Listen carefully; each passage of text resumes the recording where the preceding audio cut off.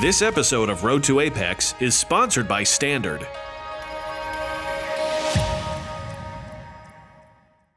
Previously on Road to APEX. The Lincoln Highway eventually joined the railroad in Cheyenne. Here at Fort Bridger, it's a great example of early automotive traveling and what it was like. Sissonville, West Virginia is home to Niterra's NGK Sparkplug North American manufacturing facility. There's big room for innovation here. Lincoln is hard to miss as he's kind of watching over the travelers. The monument to Henry Joy, the pioneer, established us to be able to go from San Francisco to New York, the Lincoln Highway.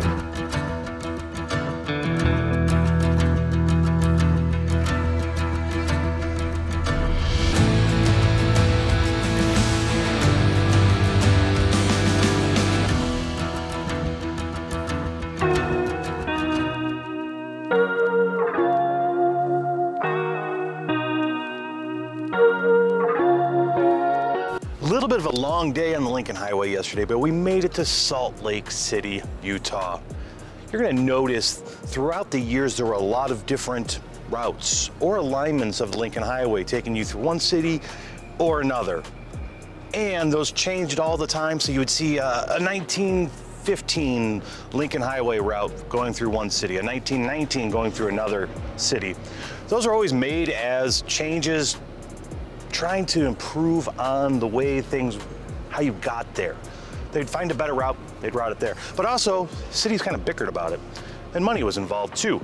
Every city wanted the Lincoln Highway coming through it because it meant visitors, it meant money, it meant people spending and seeing their city. So Salt Lake City was no different, but it still on the Lincoln Highway. Now today what we're heading to do, or what we're gonna do, is we're gonna head west. We're going to continue on the Lincoln Highway, and our next stop is the Bonneville Salt Flats.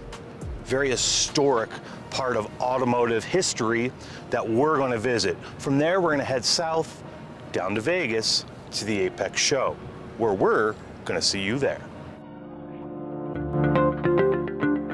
Hey, we're back at home base at Babcox Studio in the Coates Garage, where we're going to go ahead and install the new tires on our Blackwood.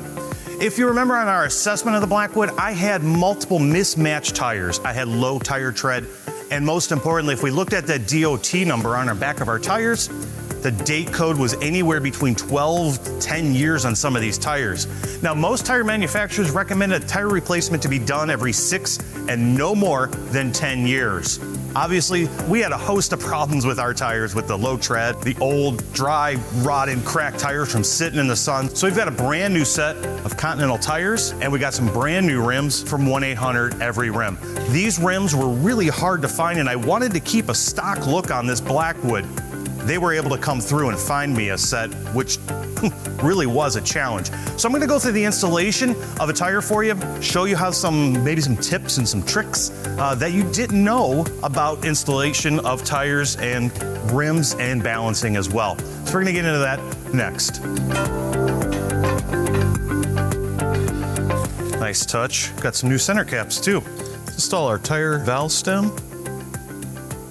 See, I'm using the Coates Max machine, and I don't want the gooseneck to actually hit the rim so I don't scratch anything. And use my adjuster here. This is my stop. See, I'm not hitting the rim right now. So now as my tire spins around, I'm not going to be contacting and scratching this brand new rim. So I've got that set up where I want. Grab a tire now. Got some brand new Continentals going on these rims. Before you install a tire, you want to lube the beads, the quality tire lubricant, as to not damage the new tire. So you see, I'm gonna set that down there. I'm gonna slide the arm back over. And you'll see I've kind of got this tire at an angle like this. We're gonna walk it down. There it goes. Second part of this tire installation is keeping tucked in over here, but on top over here. And we're gonna walk it around.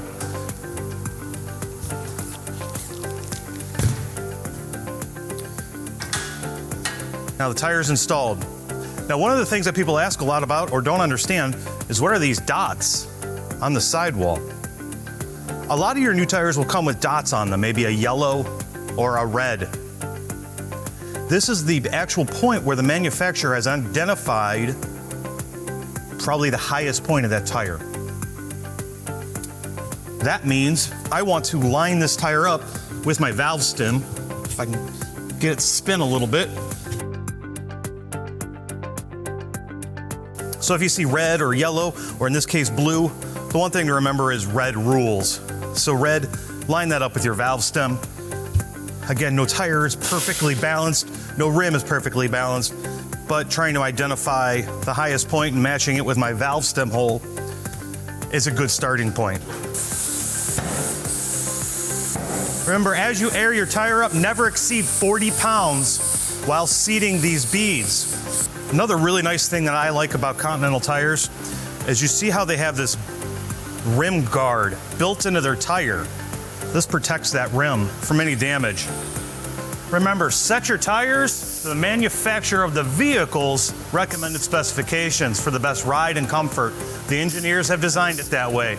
Don't use the sidewall of the tire to tell you how much air to put in it. My Blackwood only wants 32 PSI.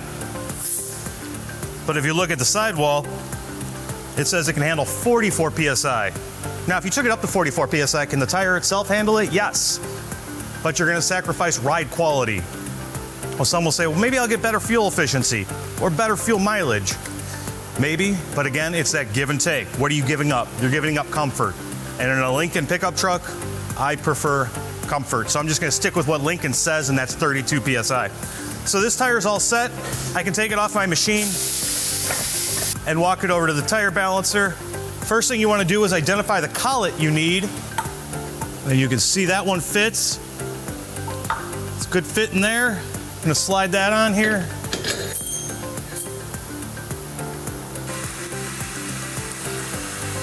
So by moving this arm out here on the inside, gotta love new technology, automatically measures how far we are away from here. And now it's also telling me to go ahead and lower the hood. If you had any old wheel weights, you'd want to remove those first, but obviously I have a new rim. So now it's telling me I need 1.25 ounces on the outside of the rim and nothing on the inboard of the rim. Now with this being a Lincoln, I don't want wheel weights on the outside of my rim. I'm gonna hide those with some tape weights instead on the inside of the wheel. Since I'm using tape weights, I'm gonna clean the inside of the rim, make sure there's nothing there that would cause the weights to fall off. It's asking for 2 ounces of weight. Got a nice little laser that's telling me exactly where to put it too. And that's exactly what you want to see. So I've got 3 more to mount and balance so we can hit the Lincoln Highway on the road to AAPEX.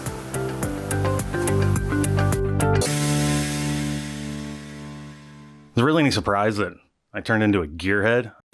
I mean, I grew up in the 80s and I had the General Lee, the A-Team, reruns of Starsky and Hutch, Airwolf, and Knight Rider. Remember the intro of it? You can hear that music playing right now in KIT with its iconic front red scanner speeding towards you on the screen. And you can hear Knight Rider, a shadowy flight into the dangerous world of man does not exist. But as a kid, you probably didn't realize that scene was filmed where we're heading now, the Bonneville Salt Flats. Formed during the last ice age, Lake Bonneville covered nearly 2/3 of Utah. It was almost 1,000 feet deep where the flats are today. The Salt Flats expanse covers 30,000 acres, or nearly 47 square miles. The flats are about 12 miles long and 5 miles wide, with a crust almost 5 feet thick at the center and less than 1 inch towards the edges. It is estimated to hold 147 million tons of salt. Approximately 90% of it is just common table salt. Underneath that crust of salt is a hard-packed, dense clay that is incredibly hard, making it a perfect surface for high-speed racing. In the early 1900s, the Salt Flats began to attract attention from automobile enthusiasts who were looking for a place to test their vehicle's speed. In 1914, the first unofficial land speed record was set on the Salt Flats by Teddy Tetzloff, who reached a speed of 141 miles per hour in a Blitzen Benz automobile. And it's not hard to believe, but it was in 1935 that Sir Malcolm Campbell set the first official land speed record at a blistering 301 miles per hour. In the decades that followed, the Salt Flats continued to be a popular destination for land speed records, with numerous records being set and broken by drivers from all over the world. Today, the Salt Flats are recognized as one of the most important and historic locations for land speed racing. And maybe we'll see what the Blackwood can do when we get to the Bonneville Salt Flats. But this rain and all this water really has me worried.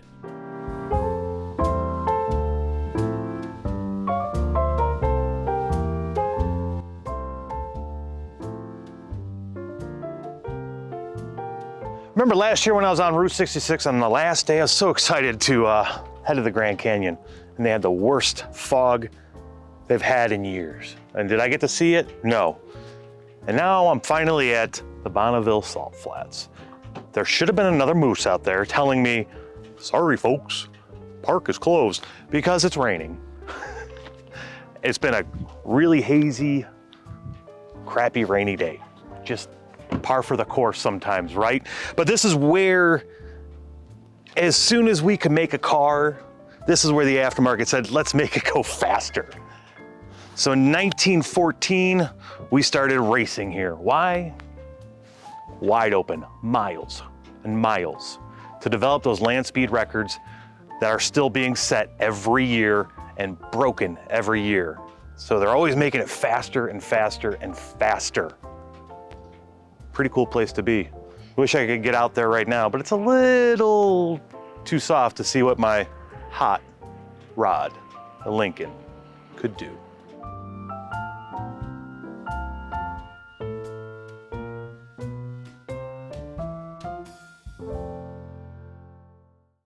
We are MPA, Motor Car Parts of America, a global manufacturer of light and heavy-duty rotating electric, brake parts, wheel hubs and bearings, turbochargers, and electrical component testing. MPA, the global leader for parts and solutions. Aftermarket Armor introduces a bed liner that has a 4-hour pot life, which is twice as long as the competition, giving you the needed time to complete the job. A proprietary formulated product giving you the best UV resistance, protecting your vehicle from sun fade for years to come. Find out more at aftermarketarmor.com. When the OE part fails, count on the brand with world-class engineering, precision manufacturing, and more than 100 years of experience. When OE fails, trust Standard. What's in your box? Hardworking hands need a hardworking shop towel. Tough on everything from heavy metals and grease to tar and adhesives, Gojo scrubbing towels can be used anywhere heavy-duty hand and surface cleaning is required without water, even on the road to AAPEX. Today's technicians look to the aftermarket for quality parts so they can turn their bays and get their customers back on the road. BCA Bearings by NTN provides OE quality wheel hubs, bearings, and seals to ensure that when customers come back, they come back for the great service.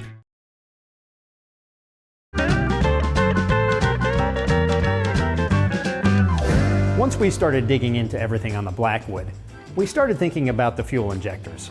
Fuel injector operation is really important because in order for efficient combustion to occur, the fuel must be atomized, which basically means it's broken up into the smallest particles possible so it can mix with the air and vaporize. If you think about it, if you had a puddle of gasoline, it would take a while to vaporize, whereas a fine mist sprayed into the air will vaporize immediately. That's why when you look at an injector spray pattern, it's a fine mist. A number of things can happen to fuel injectors, especially when they've got some miles on them. Incorrect additives or low-quality fuel can cause the injectors to gum up internally, and we know this truck had sat for a while. Or you can also get carbon deposits that build up on the tip of the nozzle. Any of these problems immediately affect fuel atomization and delivery, which can lead to lean or misfire drivability issues and trouble codes. Electrically, the injectors can also develop problems which can lead to a dead miss, or in some cases the entire injector circuit can shut down. There's also potential for fuel leaks or vacuum leaks due to aging seals. We just didn't want to take a chance, knowing all the miles we'll be traveling, so the folks at Standard Motor Products sent us brand new injectors. This is a port injected engine, so there's 8 injectors off the fuel rail. They're almost impossible to see because they're hidden under the upper intake manifold, but we're going to get them installed and make sure we don't have any trouble on the road.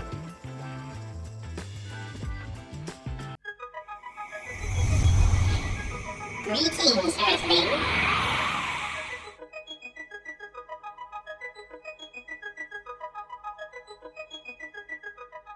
After the Bonneville Salt Flats, we've left the Lincoln Highway and are heading down south to make our way to the AAPEX show. Something funny has happened on our way. Something crash landed close to the Blackwood. We're very close to the original 1947 Roswell site. Looks like there might be another one we've got to worry about. But hey, they got fresh jerky from Area 51. We're excited to go get some. I think it's made out of alien meat, but I heard it tastes like chicken.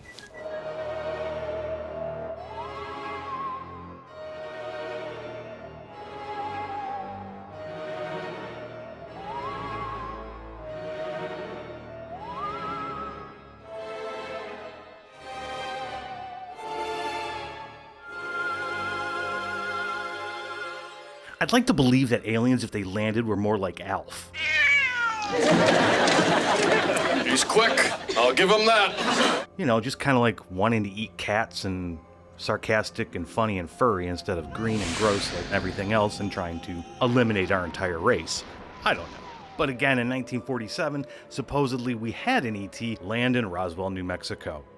Did it? I don't know. It was refuted the next day, but all of that remains of whatever crashed there suddenly disappeared and went to, supposedly, Area 51 for study. Did they use that technology to develop new and advanced spacecraft and technology that we use today? I don't know. A lot of speculation out there. Either way, I'm keeping my eyes in the sky while I'm near Area 51 to see if I see anything funny as well. As I'm cruising through the hot desert in the Blackwood, I'm really thankful for the new AC unit that TranStar has provided us. However, as you can see, most of the time I usually prefer to roll with the windows down. Speaking of which, when we first picked up the Blackwood, North Carolina, I didn't get that luxury because the window regulator was broken. Thanks to Scott and our friends at Aishin, I've got a new one installed. Here's Scott, back at the Babcox Garage Studio to walk you through the repair. I'm here with the 2002 Blackwood, and as Joe indicated to you, we've got an inoperative driver's side window. In order to correct that today, we've asked our friends at Aishin to provide us with a high-quality window regulator replacement. So here we are, and let's get into the repair.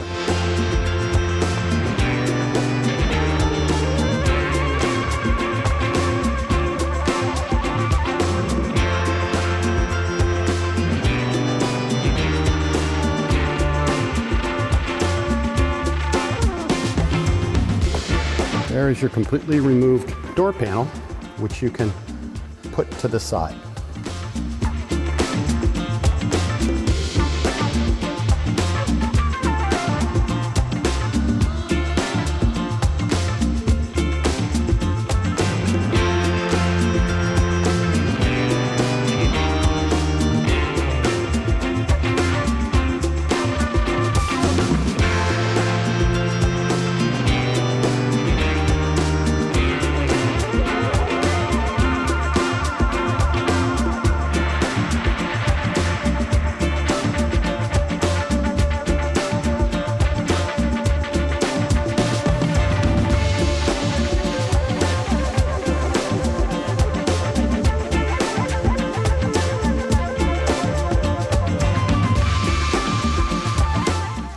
So we have our new regulator all set from Aishin, and we're going to install it back in the door.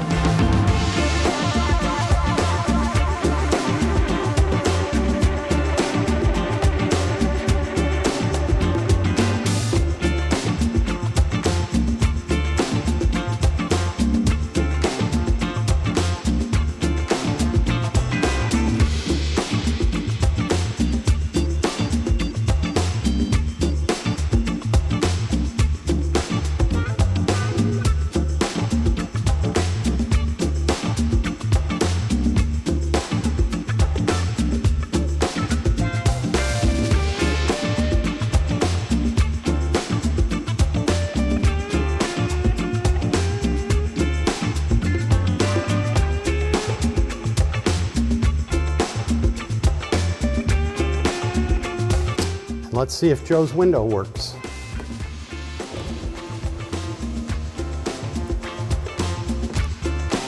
Okay, Joe, you got a window.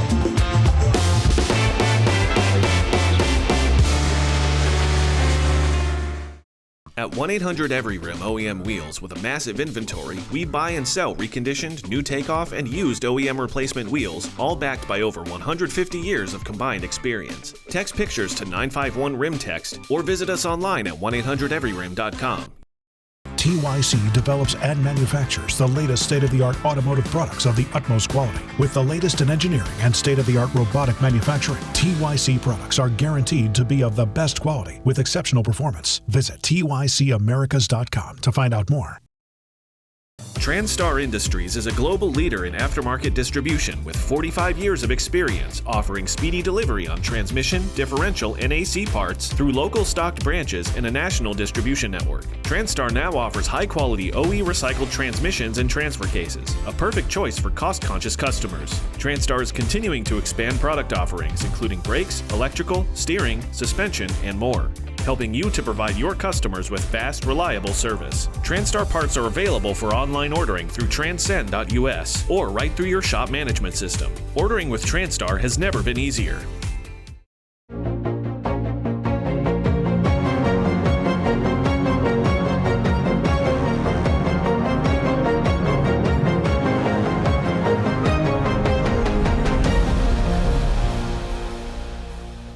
The entire weight of today's vehicle is supported on a surface smaller than a credit card, inside the wheel hub assembly. With so much riding on it, why would you use something other than OE quality replacement parts? OE quality, premium product.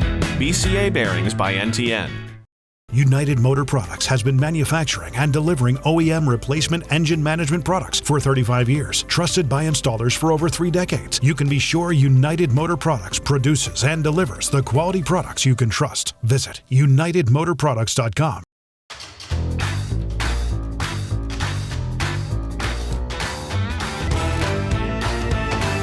For 2002, this Lincoln Blackwood is very well equipped.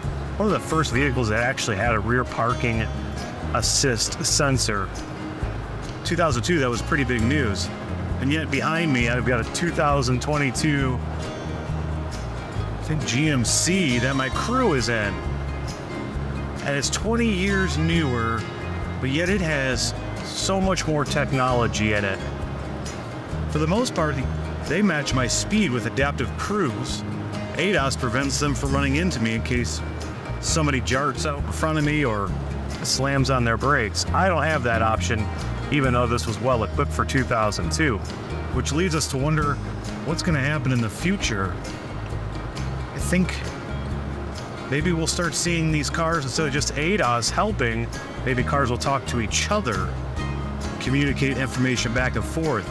Something that maybe you don't see around a bend, that a car had an airbag deployment. You don't know.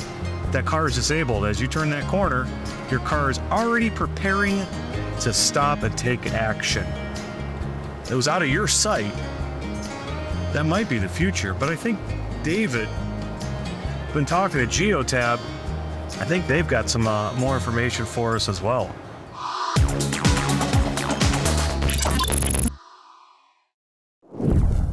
Connected vehicles are intimately, well, connected to telematics. And with 3.7 million vehicles subscribed and 55 billion data points streaming in, there are few companies that know this better than Geotab. We're here at the company's headquarters just south of Toronto to speak with Sabina Martin, the AVP of Product Management, about what telematics is and what its promise is for the future. Come on, let's find out more. If you're looking for a descriptor for today's telematics market, explosive growth just might work. At the start of 2016, Geotab had around 100 employees globally and had just under 500,000 subscriptions to its transportation data intelligence and telematics program. When I visited the company this summer, just 7 years later, they were sitting at around 20 times that number of employees globally, and were just about to take over to 3.7 million subscriptions. For Geotab, more subscribers means more data points, and the more data the company has, the more it can learn about its customers. And it's that kind of depth of knowledge that drives innovation. The more they learn, the more intelligent their insights, giving them the opportunity to tackle all new problems. But how do you actually measure the value of that data? Like, what do I care if I have some analysis on where one of my vehicles has been the past 30 or 60 days? Well, think about it this way. In the commercial sector, Geotab's bread and butter, it's all about mitigating risk. If you can unlock new ways to increase uptime, you find new ways to make money. It starts with the basics where they're looking to just track and trace their vehicles, GPS data, idling, try to understand, where they're being unproductive or where they're generating emissions. But then that evolves to risk management, so collecting accelerometer data, harsh driving behaviors. But those things are all very intertwined. How you drive the vehicle can impact the vehicle's health and its maintenance, and a vast majority of that data is the engine data that we collect off of these vehicles. So the measurements, whether it's the voltage or the engine DTCs. And now as we've really started to see more and more EV adoption, all of the state of charge information, range, battery health, etc. So yeah, it's really quite vast, but I would say the majority of the data collected is engine data and GPS and position data that kind of found the foundation. Back in 2016, there weren't that many OEMs getting involved in telematics. But here in 2023, the times they are a-changin', as everyone is beginning to understand that telematics is no longer a nice to have, even in the consumer space. As an example, consider the telematics value proposition for owners of electric vehicles. You could keep tabs on data points like voltage, the accelerometer, charging effectiveness, potential battery faults. The list goes on, and that's just the tip of the iceberg. Putting myself in consumer shoes, I think what's of interest to them is right now, especially insurance plays a very big role. So even with your personal insurance, they might have some version of telematics that's phone-based, or maybe even an aftermarket unit installed where they're able to provide, premium discounts based off of safety driving behavior. But if I fast forward more to the connected car space, I think the data points are the same, but how the software applications, for example, on Android Automotive or Google Play, the in-vehicle infotainment systems that exist today, how those systems start talking to each other and leveraging some of the data that maybe today is surfaced in platforms. It'll be interesting to see if there's like a use case and a need for that in vehicle. But I think it really boils down to, as you increase the number of devices that are connected on the road, you can start to understand information that's happening around that vehicle. So a big thing that we look at today is, contextual data as well. So weather, but by seeing the behavior of multiple vehicles in the same area, we can make informed decisions. So we can understand, for example, okay, what are the most hazardous driving areas? Where are we seeing that the most accidents are happening or harsh driving is happening? And that could potentially help, a government or a municipality decide, oh, maybe we're missing stop signs here. Maybe we need some other infrastructure. So I think it's more so the volume of data and having access to that to then be able to develop those insights. Connectivity is clearly the present and future of vehicles, which is why AAPEX has named it an emerging vehicle technology to keep an eye on, especially as artificial intelligence becomes more and more integrated into connected driving over the next decade or so. From my perspective, it's going to continue to evolve from an AI machine learning perspective. I think there's a lot of opportunity to take this data and build more intelligent insights. We recently just launched a beta experiment with Project G, which is based off of generative AI, where we can give our customers the opportunity to ask this chat questions and it'll provide them with on-demand insights. So I see the landscape shifting even more. We talked about data and reporting to insights to honestly like straight storytelling and being able to provide that with the product. But also I think that the next 10 years is going to be really key in terms of the partnerships that evolve because like I said, I think telematics now it's no longer a nice to have. I think 10 years from now, I could see a world where maybe all vehicles are potentially connected. I think a lot of OEMs are investing there, and I think that that data is going to add value to, intelligent transportation, smart city decisions. I think even with the potential loom of autonomous driving, there's still going to be a role to play, especially from a safety perspective, on how our data can help fleets make that transition, just like we did with electrification. ROI, drivability, sustainability, it's all enhanced by telematics. And as telematics evolves, so too will the data that we're able to pull from these vehicles. I, for one, cannot wait to see what the future holds for telematics.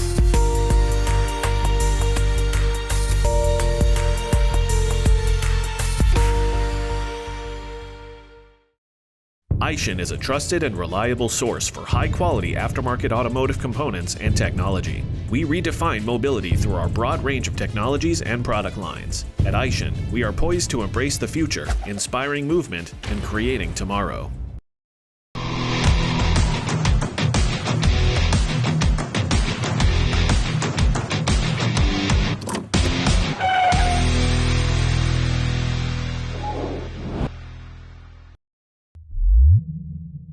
You can feel confident Continental is the smart choice in tires. Can they handle extremes? Anything for the guy who finds that one pothole. Were they made by like a bajillion engineers? Yeah. Really? Really? Really? Really. Welcome to the smart choice in tires. For the ones who demand the best, there's a Coates machine to get the job done right. Precision that never quits. Toughness that defines legends. Coates, engineered to perform, designed to last. Visit coatescompany.com to learn more. Since 1927, AP Emissions has been your source for complete exhaust innovation. We're your one-stop shop for the exhaust brands you know and the quality you trust. Visit apemissions.com. Next time on Road to AAPEX.